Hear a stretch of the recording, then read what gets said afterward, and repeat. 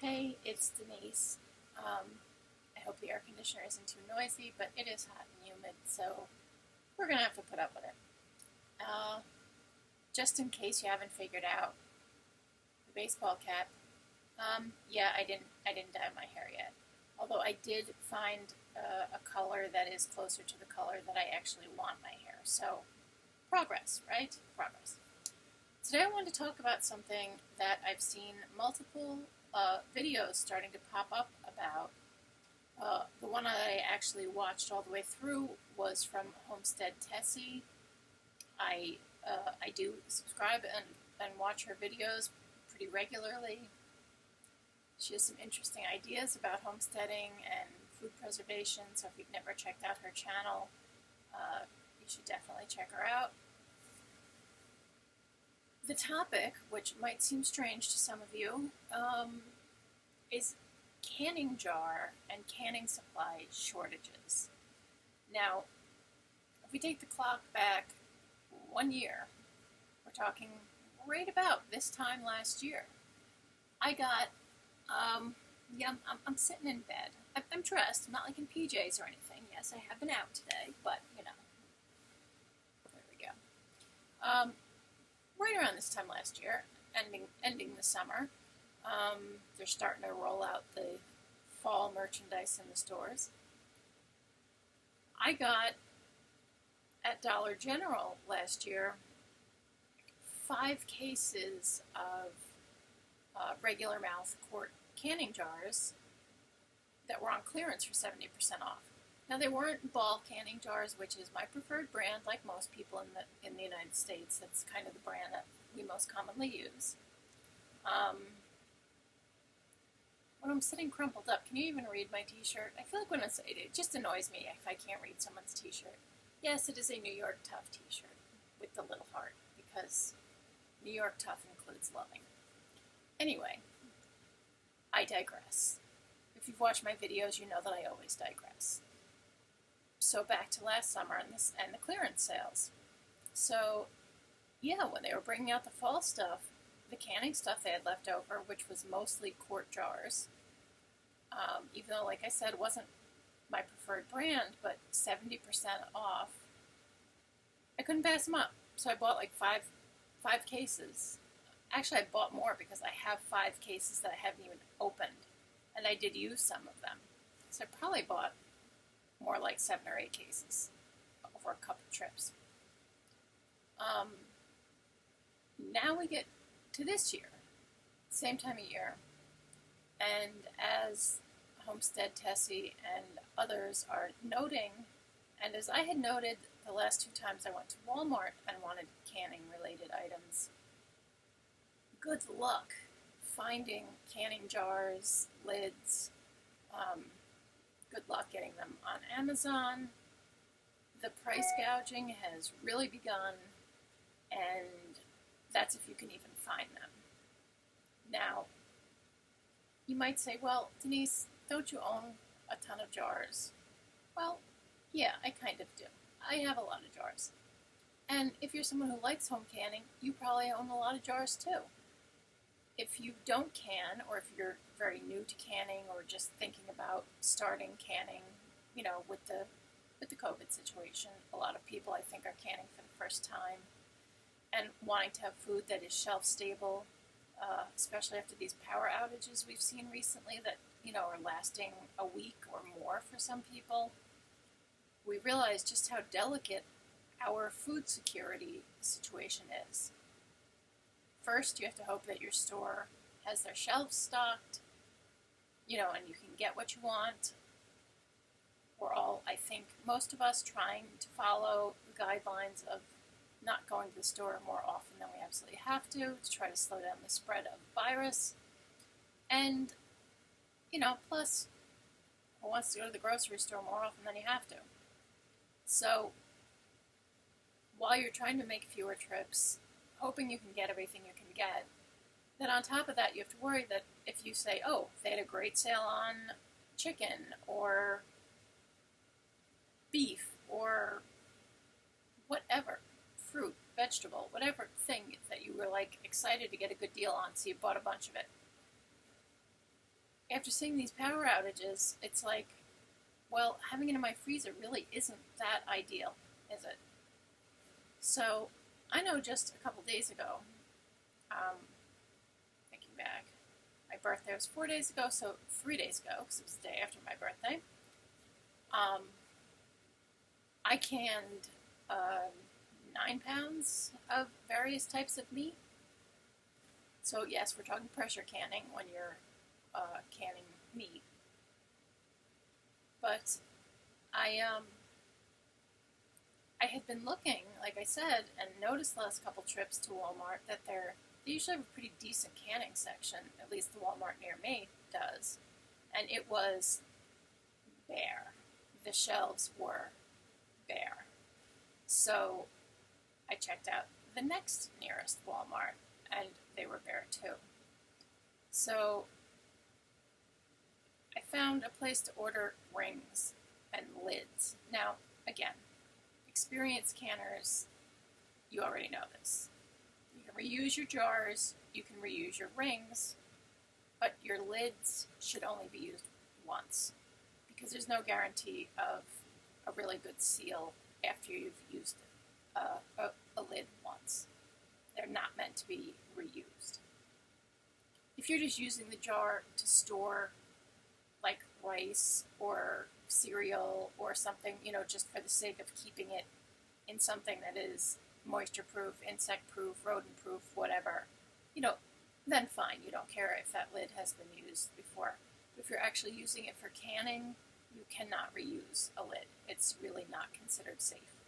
There are people that do it, so before someone says, yes, I do it, I'm aware there are some people who do it, but it really, most canners will tell you, it increases the chance that you're not going to get a good seal, which means you're going to put a whole lot of work and money and time and possibly have your food go bad.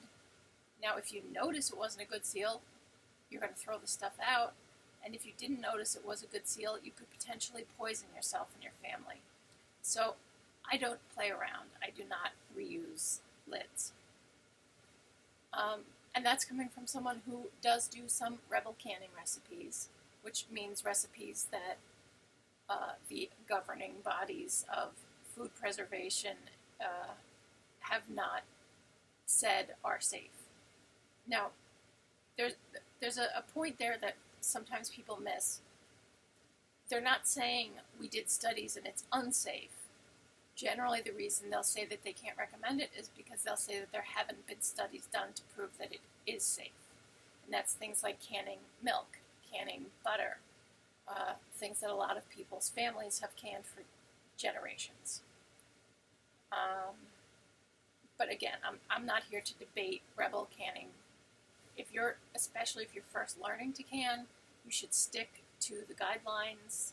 You should learn proper techniques, safety techniques, understand why something is or isn't considered safe, so that as you get more experienced, you can make your own decisions as to what you believe is safe and you want to try in your kitchen. Having said that, let's get back to what's the deal with we can't get any canning supplies. Because you can have a billion jars, but if you don't have any new lids, you can't use your jars again. And I mean, you could be still using your grandmother's jars as long as you're careful with how you use them and store them. A jar can be used many times. And the rings, as long as, you don't let them get rusty or yucky. I mean, eventually they're going to get rusty and yucky, but you can get plenty of uses out of a ring before you have to replace it. So, on Amazon, I ended up ordering, and they weren't even Ball brand. It was another brand of lids, and the price was pretty high. But I was desperate, so I ordered some. I tend to use wide mouth lids more. Wide mouth pint jars just seem to be my go-to for a lot of things. It's just myself and my younger son living here, so I generally don't need a whole quart of something. And like I said, I also have a bunch of cases of the quart jars with the regular size mouth. Again, if you're not familiar, canning jars, pretty much the tops come in two sizes, regular and wide mouth. So today I tried Dollar General. Not a single canning thing in the store. Zero. Nothing. So much for there being leftovers to go on clearance. They don't even have any for sale at full price. I then remembered that where I picked some up a couple weeks ago and was surprised was my local Tops, which is, I think Tops is regional. I don't think they're all over the country. It's a grocery store, relatively small grocery store. So we do have one in my town, and we do have one in the next town over. And so today I went to the one in my town, and they still had a few things left on the shelf in the canning aisle. So I just wanted to show you what I got, because I think the point that people are making is valid. With the COVID situation, I think people who've never canned before are giving it a try, and people who have canned are really stocking up. And basically what it's coming down to is the stores can't keep canning supplies on the shelves.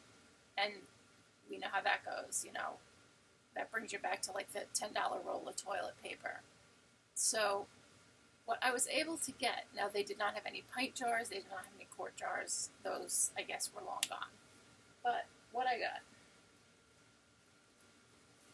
2 half-pint size jars, one that's just regular mason jars, and they are Ball, which is, my preferred brand. And then 1 half-pint, they're quilted, what we kind of think of as the jelly jars.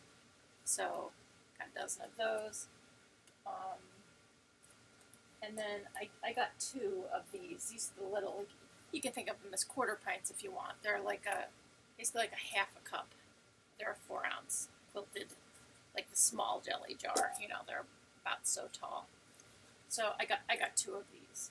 So I got 4 dozen jars of small sizes, and then that was pretty much all the jars they had. I think they had 2 more of the very small ones, the ones that I got the 2 of, but I don't really use that size a lot, so I felt like I wasn't going to buy all of them. They still had some regular mouth lids and bands at about $5 a box. So it's 12 lids and bands. So I got 2 boxes of those. And then again at around $5 a box, which is a little bit high, was 12 wide mouth lids.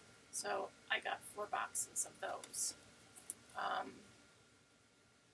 That was pretty much what they had. They still had a few more boxes of these, but at $5 a box, and I am on a budget, I was like, okay, get 4, be happy, and I did, like I said, already order some online,